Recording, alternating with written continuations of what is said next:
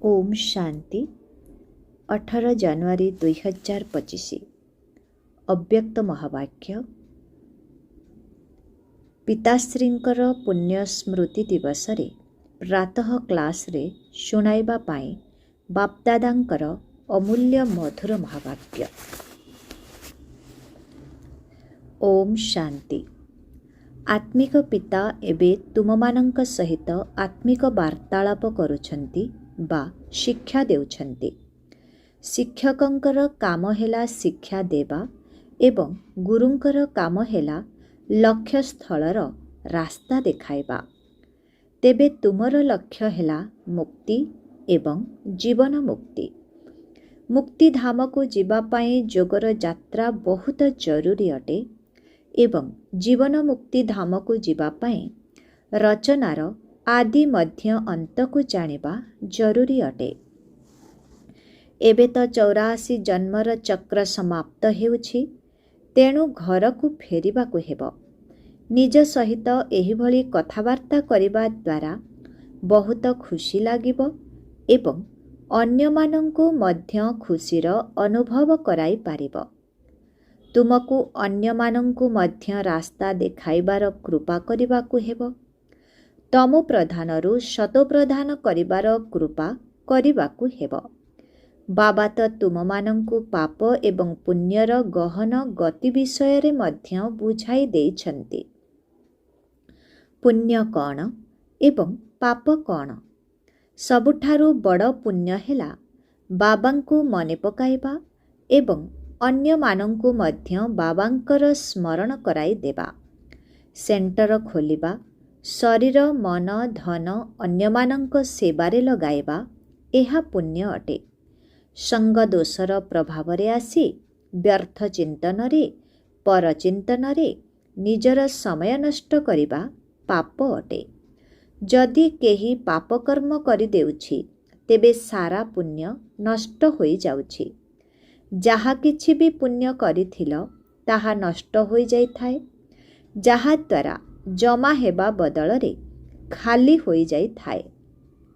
ପୁଣି ପାପକର୍ମର ଦଣ୍ଡ ମଧ୍ୟ ଜ୍ଞାନୀତ ଆତ୍ମା ପିଲାମାନଙ୍କ ପାଇଁ 100 ଗୁଣା ଅଟେ। କାହିଁକିନା ସତ୍ଗୁରୁଙ୍କର ନିନ୍ଦୁକ ହୋଇଯାଆନ୍ତି। ସେଥିପାଇଁ ବାବା ଶିକ୍ଷା ଦେଉଛନ୍ତି, ମିଠେ ବଚ୍ଚେ, ତୁମକୁ କେବେ ବି ପାପକର୍ମ କରିବାର ନାହିଁ।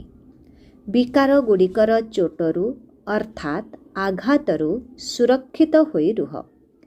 ଯେହେତୁ ବାବାଙ୍କର ପିଲାମାନଙ୍କ ପ୍ରତି ସ୍ନେହ ରହିଛି, ସେଥିପାଇଁ ଦୟା ମଧ୍ୟ ଲାଗୁଛି। ବାବା ନିଜର ଅନୁଭବ ଶୁଣାଉଛନ୍ତି।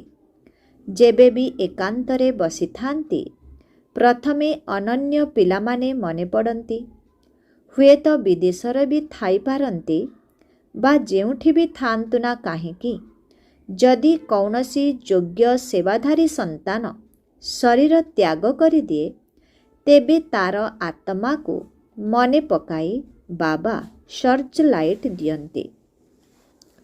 ଏକଥା ତ ତୁମେ ପିଲାମାନେ ଜାଣିଛ ଯେ ଏହି ବ୍ରହ୍ମାଙ୍କର ଭ୍ରୁକୁଟିରେ 2ଟି ବତୀ ଅର୍ଥାତ୍ 2ଟି ଲାଇଟ୍ ଏକାଠି ଅଛନ୍ତି ଏବଂ 2ଟି ଯାକ ବହୁତ ଶକ୍ତିଶାଳୀ ଅଟନ୍ତି। ତେବେ ସକାଳ ସମୟ ବହୁତ ଭଲ। ସ୍ନାନ ଆଦି କରି ଏକାନ୍ତରେ ବସି ପଡ଼ିବା ଦରକାର। ଭିତରେ ଖୁସି ମଧ୍ୟ ବହୁତ ରହିବା ଦରକାର। ବେହଦର ବାବା ଆସି ପିଲାମାନଙ୍କୁ ବୁଝାଉଛନ୍ତି, ମିଠେ ବଚ୍ଚେ, ନିଜକୁ ଆତ୍ମା ମନେ କରି ମୋତେ ଏବଂ ନିଜର ଘରକୁ ମନେ ପକାଅ। ପିଲାମାନେ ଏହିଭଳି ଯୋଗର ଯାତ୍ରାକୁ କେବେ ବି ଭୁଲିବାର ନାହିଁ। କାରଣ ଯୋଗବଳ ଦ୍ୱାରା ହିଁ ତୁମେମାନେ ପବିତ୍ର ହେବ। ପବିତ୍ର ନ ହେଲେ ତୁମେମାନେ ଘରକୁ ଫେରିପାରିବ ନାହିଁ। ତେଣୁ ମୁଖ୍ୟ କଥା ହେଲା ଜ୍ଞାନ ଏବଂ ଯୋଗ। ବାବାଙ୍କ ପାଖରେ ଏହା ହିଁ ସବୁଠାରୁ ବଡ଼ ସମ୍ପତ୍ତି ରହିଛି, ଯାହାକି ସେ ପିଲାମାନଙ୍କୁ ଦେଉଛନ୍ତି। ଏଥିରେ ମଧ୍ୟ ଯୋଗ ହିଁ ସବୁଠାରୁ ଗୁରୁତ୍ୱପୂର୍ଣ୍ଣ ବିଷୟ। ପିଲାମାନେ ଯଦି ଭଲ ଭାବରେ ମନେ ପକାଇବେ, ତେବେ ବାବା ମଧ୍ୟ ମନେ ପକାଇବେ। ଯୋଗ ଦ୍ୱାରା ପିଲାମାନେ ବାବାଙ୍କୁ ଆକର୍ଷିତ କରିଥାନ୍ତି। ପଛରେ ଆସିଥିବା ପିଲାମାନେ ଯେଉଁମାନେ କି ଉଚ୍ଚ ପଦ ପାଉଛନ୍ତି ତାର ଆଧାର ମଧ୍ୟ ଯୋଗ ଅଟେ। ସେମାନେ ବାବାଙ୍କୁ ଆକର୍ଷିତ କରିଥାନ୍ତି। କହୁଛନ୍ତି ନା, ବାବା ଦୟା କର, କୃପା କର। ଏଥିରେ ମଧ୍ୟ ମୁଖ୍ୟ ହେଲା ମନେ ପକାଇବା। ଯୋଗ ଦ୍ୱାରା ହିଁ କରେଣ୍ଟ ମିଳିବାକୁ ଲାଗିଥାଏ। ଏହାଦ୍ୱାରା ଆତ୍ମା ସୁସ୍ଥ ହୋଇଥାଏ ଏବଂ ଭରପୁର ହୋଇଯାଇଥାଏ। କେତେବେଳେ ଯଦି କୌଣସି ପିଲାଙ୍କୁ କରେଣ୍ଟ ଦେବାର ଥାଏ, ତେବେ ବାବାଙ୍କର ନିଦ ଆପେ ଆପେ ଭାଙ୍ଗିଯାଏ। ଭିତରେ ଏହି ଚିନ୍ତା ରହିଥାଏ ଯେ ଅମୁକ ପିଲାକୁ କରେଣ୍ଟ ଦେବାର ଅଛି।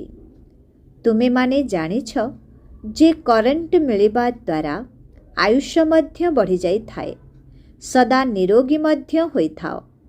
ଏମିତି ବି ନୁହେଁ ଯେ କେବଳ ଗୋଟିଏ ଜାଗାରେ ବସି ଯୋଗ କରିବାର ଅଛି। ବାବା ବୁଝାଉଛନ୍ତି, ଚାଲିବା, ବୁଲିବା, ଭୋଜନ କରିବା ସମୟରେ ମଧ୍ୟ ବାବାଙ୍କୁ ମନେ ପକାଅ। କାର୍ଯ୍ୟ କରିବା ସମୟରେ ମଧ୍ୟ ବାବାଙ୍କୁ ମନେ ପକାଅ। ଯଦି କାହାକୁ କରେଣ୍ଟ ଦେବାର ଅଛି, ତେବେ ରାତିରେ ମଧ୍ୟ ଜାଗ୍ରତ ରହି କରେଣ୍ଟ ଦିଅ।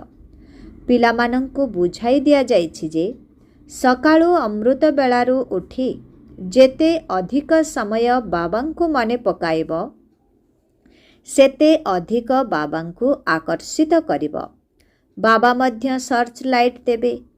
ଆତ୍ମାକୁ ମନେ ପକାଇବା ଅର୍ଥ ସର୍ଚ୍ଚ ଲାଇଟ୍ ଦେବା। ପୁଣି ତୁମେ ତାକୁ କୃପା କୁହ ବା ଆଶୀର୍ବାଦ କୁହ। ତୁମେ ପିଲାମାନେ ଜାଣିଛ ଯେ ଏହା ଅନାଦି ପୂର୍ବ ପ୍ରସ୍ତୁତ ଡ୍ରାମା ଅଟେ। ଏହା ଏକ ହାରିବା ଜିତିବାର ଖେଳ ମଧ୍ୟ ଅଟେ।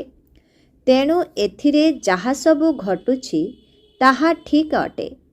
ବାକି ରଚୟିତାଙ୍କୁ ଏହି ଡ୍ରାମା ତ ନିଶ୍ଚିତ ପସନ୍ଦ ଅଟେ ନା। ତେଣୁ ରଚୟିତାଙ୍କର ପିଲାମାନଙ୍କୁ ମଧ୍ୟ ପସନ୍ଦ ଅଟେ।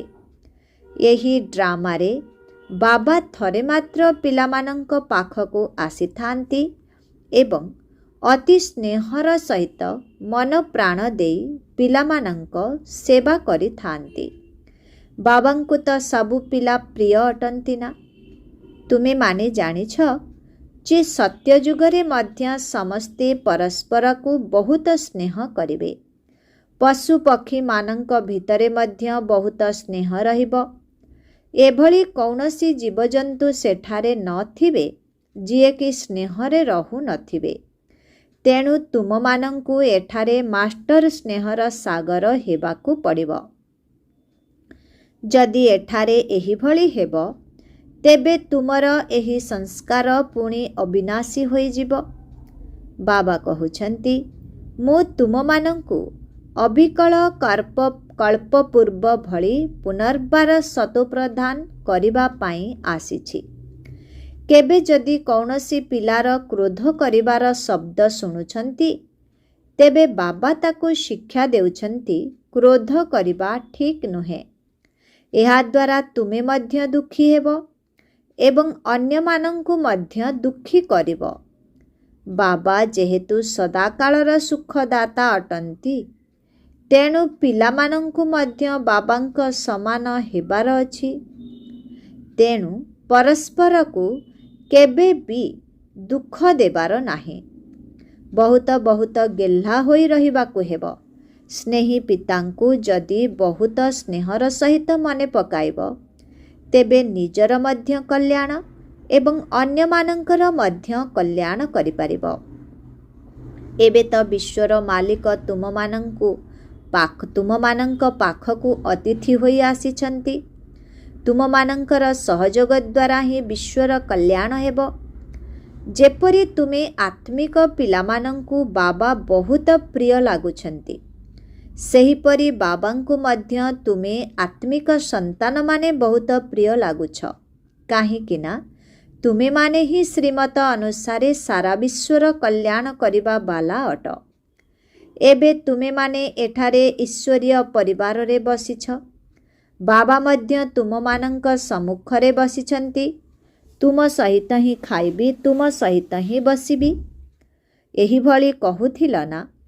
ତୁମେମାନେ ଜାଣିଛ ଶିବ ବାବା ଏହାଙ୍କ ଶରୀରରେ ଆସି କହୁଛନ୍ତି, ମିଠା ମିଠା ପିଲାମାନେ, ଦେହ ସହିତ ଦେହର ସବୁ ସମ୍ବନ୍ଧକୁ ଭୁଲି କେବଳ ମୋତେ ହିଁ ମନେ ପକାଅ।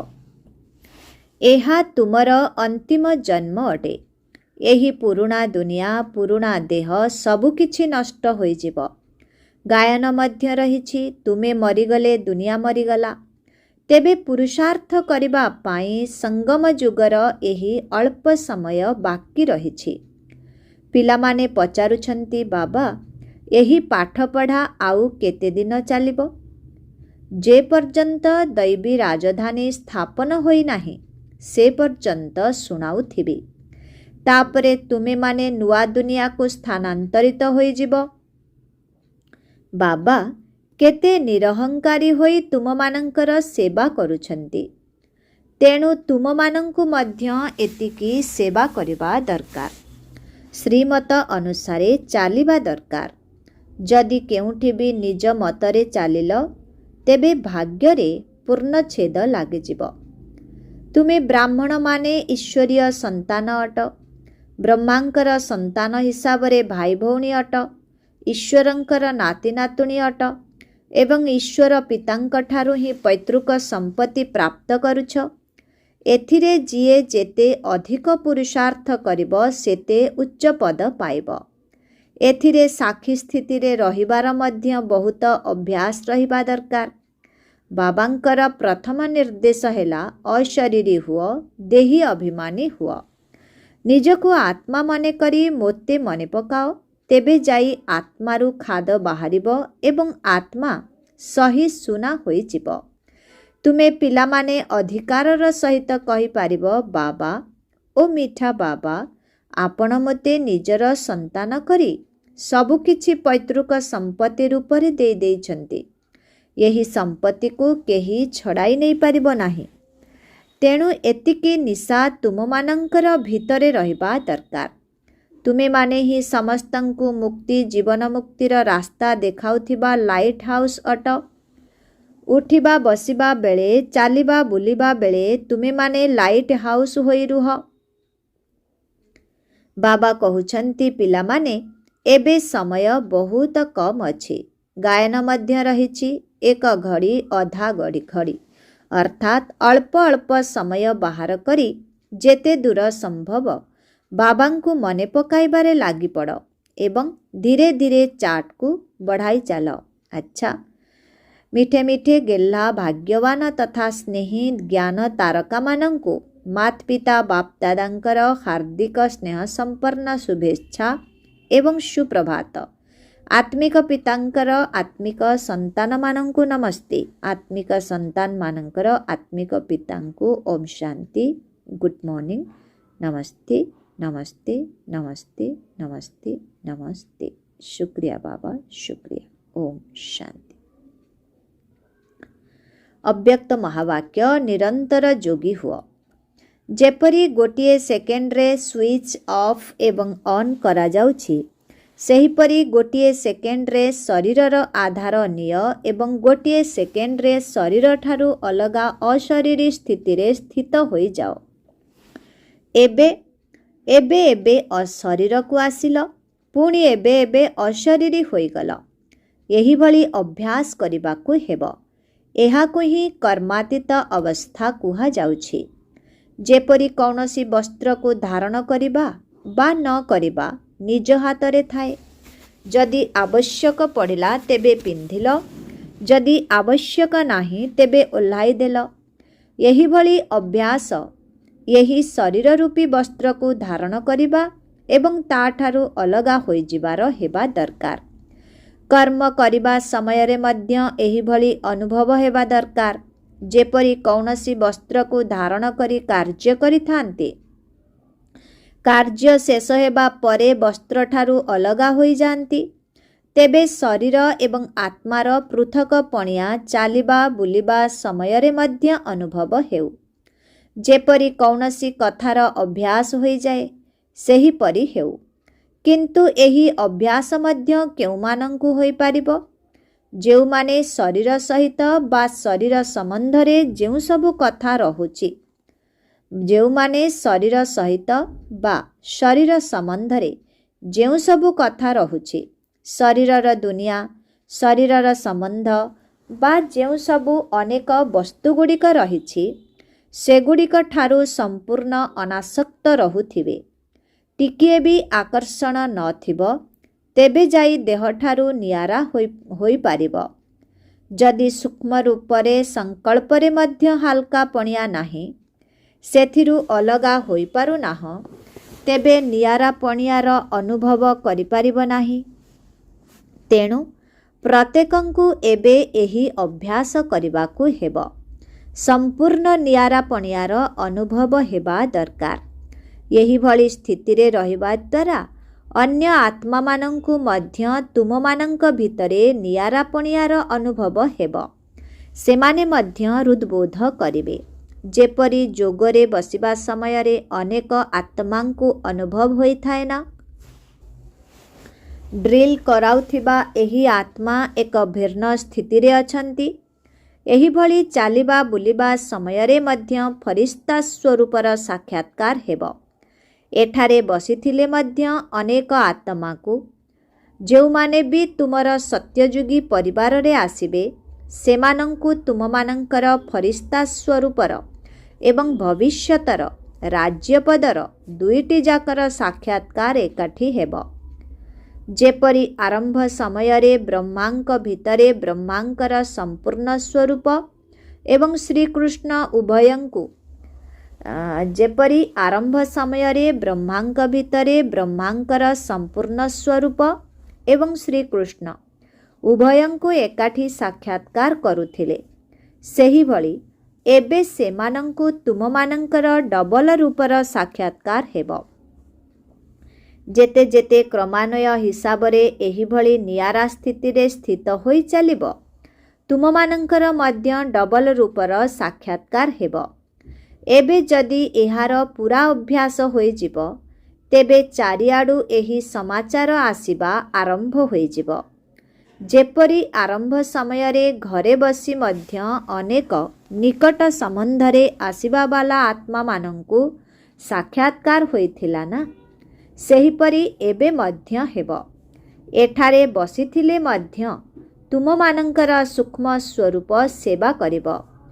ଏବେ ଏହି ସେବା ବାକି ରହିଛି। ସାକାର ବାବାଙ୍କ ଦ୍ୱାରା ଏହି ସବୁ ଦୃଷ୍ଟାନ୍ତ ତ ଦେଖିସାରିଛ। ସବୁ କଥା ଡ୍ରାମା ଅନୁସାରେ ଧୀରେ ଧୀରେ ପୁନର୍ବାର ହେବ। ଯେତେବେଳେ ନିଜେ ଆକାରୀ ଫରିସ୍ତା ସ୍ୱରୂପରେ ରହିବ, ସେତେ ସେତେ ତୁମର ଫରିସ୍ତା ରୂପ ସେବା କରିବ। ଆତ୍ମାକୁ ସାରା ବିଶ୍ୱକୁ ଚକ୍ର ଲଗାଇବା ପାଇଁ କେତେ ସମୟ ଲାଗୁଛି? ତେଣୁ ଏବେ ତୁମମାନଙ୍କର ସୂକ୍ଷ୍ମ ସ୍ୱରୂପ ମଧ୍ୟ ସେବା କରିବ। କିନ୍ତୁ ଯେଉଁମାନେ ଏହିଭଳି ନିଆରା ହେବାର ସ୍ଥିତିରେ ସ୍ଥିତ ରହୁଥିବେ, ନିଜେ ସର୍ବଦା ଫରିସ୍ତା ସ୍ୱରୂପରେ ସ୍ଥିତ ରହୁଥିବେ। ଆରମ୍ଭ ସମୟରେ ତ ସବୁ କଥାର ସାକ୍ଷାତକାର ମଧ୍ୟ ହୋଇସାରିଛି। ଫରିସ୍ତା ରୂପରେ ସମ୍ପୂର୍ଣ୍ଣ ସ୍ଥିତିର ଏବଂ ବର୍ତ୍ତମାନର ପୁରୁଷାର୍ଥୀ ସ୍ଥିତିର ଦୁଇଟି ଯାକ ଅଲଗା ଅଲଗା ସାକ୍ଷାତକାର ହେଉଥିଲା। ଯେପରି ସାକାର ବ୍ରହ୍ମା ଏବଂ ସମ୍ପୂର୍ଣ୍ଣ ବ୍ରହ୍ମାଙ୍କର ଅଲଗା ଅଲଗା ସାକ୍ଷାତକାର ହେଉଥିଲା, ସେହିପରି ଅନନ୍ୟ ପିଲାମାନଙ୍କର ମଧ୍ୟ ସାକ୍ଷାତକାର ହେବ। ଯେତେବେଳେ ଦୁନିଆରେ ବିଶୃଙ୍ଖଳା ଆରମ୍ଭ ହୋଇଯିବ, ସେତେବେଳେ ସାକାର ଶରୀର ଦ୍ୱାରା ତ କିଛି କରିପାରିବ ନାହିଁ ଏବଂ ତେଣୁ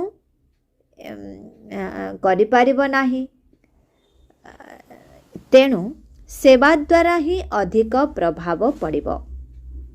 ଅନୁଭବ ହିଁ ପ୍ରଭାବ ପକାଇଥିଲା। ସେହିପରି ଅନ୍ତିମ ସମୟରେ ମଧ୍ୟ ଏହି ସେବା ହେବ। ତେବେ ନିଜର ସମ୍ପୂର୍ଣ୍ଣ ସ୍ୱରୂପର ସାକ୍ଷାତକାର ନିଜକୁ ହେଉଛି ତ? ଏବେ ତ ଶକ୍ତିମାନଙ୍କୁ ଡାକିବା ଆରମ୍ଭ ହୋଇଗଲାଣି। ତେଣୁ ଏହିଭଳି ଅଭ୍ୟାସ ମଝିରେ ମଝିରେ କରିବାକୁ ହେବ। ଅଭ୍ୟାସ ପଡ଼ିଗଲେ ବହୁତ ଆନନ୍ଦର ଅନୁଭବ ହେବ। ଗୋଟିଏ ସେକେଣ୍ଡରେ ଆତ୍ମା ଶରୀରଠାରୁ ଅଲଗା ହୋଇଯିବ। ଅଭ୍ୟାସରେ ପଡ଼ିଯିବ। ଏବେ ଏହି ପୁରୁଷାର୍ଥ କରିବାକୁ ହେବ। ବର୍ତ୍ତମାନ ସମୟରେ ମନନ କରିବାର ଶକ୍ତି ଦ୍ୱାରା ଆତ୍ମା ଭିତରେ ସର୍ବଶକ୍ତି ଭରିବାର ଆବଶ୍ୟକତା ରହିଛି। ତେବେ ଯାଇ ମଗନ ଅବସ୍ଥାରେ ରହିପାରିବ ଏବଂ ସବୁ ବିଘ୍ନ ହଟିଯିବ। ବିଘ୍ନର ଢେଉ ମଧ୍ୟ ସେତେବେଳେ ଆସିଥାଏ ଯେତେବେଳେ ଆତ୍ମ ଅଭିମାନୀ ହେବାର ଫୋର୍ସ କମ୍ ହୋଇଯାଏ। ତେଣୁ ବର୍ତ୍ତମାନ ସମୟରେ ଶିବରାତ୍ରିର ସେବା କରିବା ପୂର୍ବରୁ ନିଜ ଭିତରେ ଶକ୍ତି ଭରିବାର ଲଗନ ଆସିବା ଦରକାର। ଯଦିଓ ଯୋଗ କରିବାର କାର୍ଯ୍ୟକ୍ରମମାନ ରଖୁଛ, କିନ୍ତୁ ଯୋଗ ଦ୍ୱାରା ଶକ୍ତିଗୁଡ଼ିକର ଅନୁଭବ କରିବା ଏବଂ କରାଇବା, ଏବେ ଏହିଭଳି କ୍ଲାସ୍ ସବୁ ହେବା ଆବଶ୍ୟକ। ବାସ୍ତବିକ ରୂପରେ ନିଜର ଯୋଗବଳ ଆଧାରରେ ଅନ୍ୟମାନଙ୍କୁ ବଳ ଦେବାକୁ ହେବ। କେବଳ ବାହାରର ସେବା କରିବାର ଯୋଜନା କର ନାହିଁ, କିନ୍ତୁ ସବୁଆଡ଼କୁ ପୁରା ଧ୍ୟାନ ଦେବା ଦରକାର। ଯେଉଁମାନେ ନିମିତ୍ତ ଅଟନ୍ତି ସେମାନଙ୍କୁ ଏହି ବିଚାର ଆସିବା ଦରକାର ଯେ ଆମର ଫୁଲ ବଗିଚାଟି କେଉଁ କଥାରେ ଦୁର୍ବଳ ଅଛି। ଯେକୌଣସି ପ୍ରକାରରେ ନିଜର ବଗିଚାର ଦୁର୍ବଳତା ଉପରେ କଡ଼ା ନଜର ରଖିବା ଦରକାର। ସମୟ ଦେବାକୁ ପଡ଼ିଲେ ମଧ୍ୟ ଦୁର୍ବଳତାକୁ ସମାପ୍ତ କରିବା ଦରକାର। ଯେପରି ସାକାର ବ୍ରହ୍ମାଙ୍କୁ ତ ଦେଖିଛ, ଯଦି ସେହିଭଳି କୌଣସି ଅସୁବିଧା ସମୟ ଆସୁଥିଲା, ତେବେ ରାତି ଦିନ ସକାଶ ଦେବାର ବିଶେଷ ସେବା କରୁଥିଲେ ବା ବିଶେଷ ଯୋଜନା କରୁଥିଲେ। ନିର୍ବଳ ଆତ୍ମାମାନଙ୍କ ଭିତରେ ବଳ ଭରିବାର ବିଶେଷ ଧ୍ୟାନ ରହୁଥିଲା, ଯାହାଦ୍ୱାରା ଅନେକ ଆତ୍ମାଙ୍କୁ ଅନୁଭବ ମଧ୍ୟ ହେଉଥିଲା। ରାତି ରାତି ସମୟ ଦେଇ ଆତ୍ମାମାନଙ୍କ ଭିତରେ ସକାଶ ଭରିବାର ବିଶେଷ ସେବା କରୁଥିଲେ। ତେଣୁ ଏବେ ସେହିଭଳି ବିଶେଷ ସକାଶ ଅର୍ଥାତ୍ ସୂକ୍ଷ୍ମ ଶକ୍ତି ଭରିବାର ସେବା କରିବାକୁ ହେବ, ଯାହାଦ୍ୱାରା ଚାରିଆଡ଼େ ଲାଇଟ୍ ମାଇଟ୍ର ପ୍ରଭାବ ଖେଳିଯିବ। ଏବେ ଏହି ସେବା ବହୁତ ଆବଶ୍ୟକ। ଯେପରି କେହି ଯଦି ଧନୀ ହୋଇଯାଏ, ତେବେ ସେ ତା'ର ନିକଟ ସମ୍ବନ୍ଧୀମାନଙ୍କୁ ମଧ୍ୟ ସାହାଯ୍ୟ ଦେଇ ଉପରକୁ ଉଠାଇ ଦେଇଥାଏ।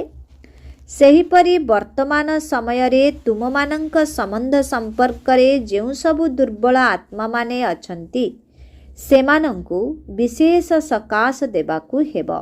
ଆଚ୍ଛା, ଆଜିର ବରଦାନ।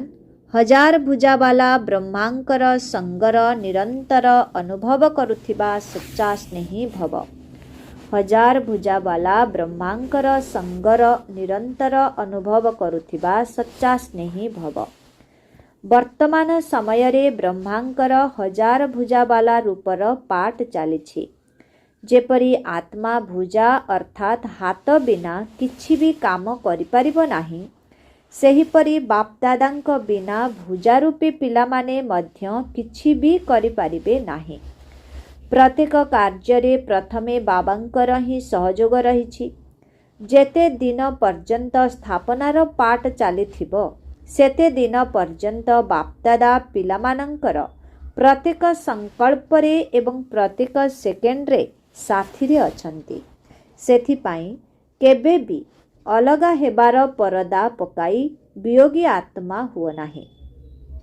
ସର୍ବଦା ପ୍ରେମର ସାଗରଙ୍କର ଲହଡ଼ିରେ ଖେଳୁଥାଅ। ବାବାଙ୍କର ଗୁଣଗାନ କରୁଥାଅ, କିନ୍ତୁ ମାୟା ଦ୍ୱାରା ଘାୟଲ ହୁଅ ନାହିଁ। ତେବେ ବାବାଙ୍କ ପ୍ରତି ସ୍ନେହର ପ୍ରତ୍ୟକ୍ଷ ସ୍ୱରୂପ ହେଲା ସେବାର ସ୍ନେହୀ ହୁଅ। ଆଜିର ସ୍ଲୋଗାନ, ଅଶରୀରୀ ସ୍ଥିତିର ଅନୁଭବ ବା ଅଭ୍ୟାସ ହିଁ ନମ୍ବରକୁ ଆଗକୁ ବଢ଼ାଇବାର ଆଧାର।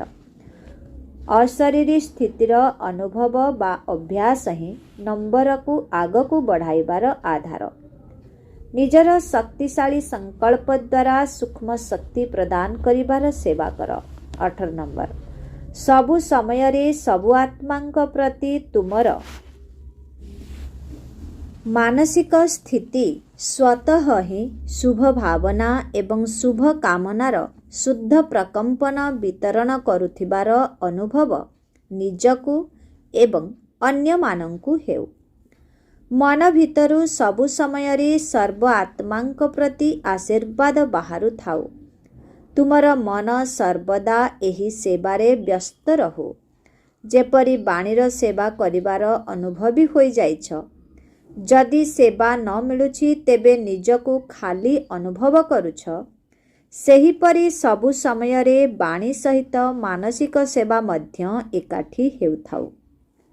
ओम शांति।